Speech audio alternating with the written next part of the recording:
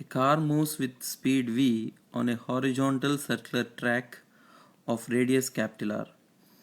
A head-on view of the car is shown in the figure.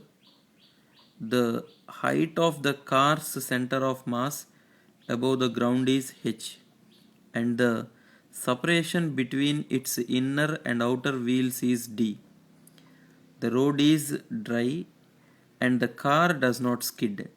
The maximum speed the car can have without overturning is. This is the center of curvature. So this is radius of curvature r.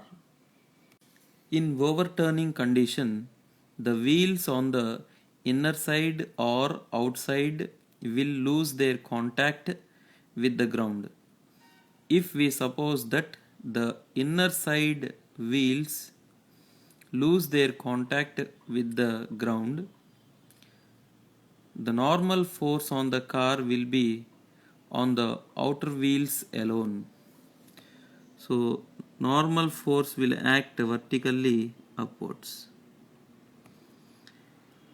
and frictional force will act towards to the center. And as the center of mass is at a height of small h, its weight acts vertically downwards. Since the frictional force is acting towards to the center of curvature, it provides the necessary centripetal force. Therefore, frictional force is equal to centripetal force.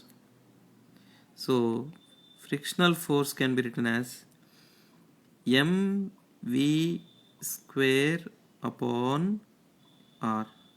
So, as we are discussing the case of overturning, V is V maximum and normal force balances mg. Let this be first equation and this be second equation.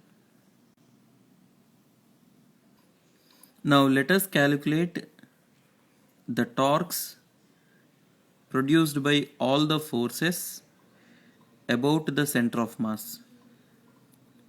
Torque produced by mg is equal to 0 as it is passing through the center of mass itself.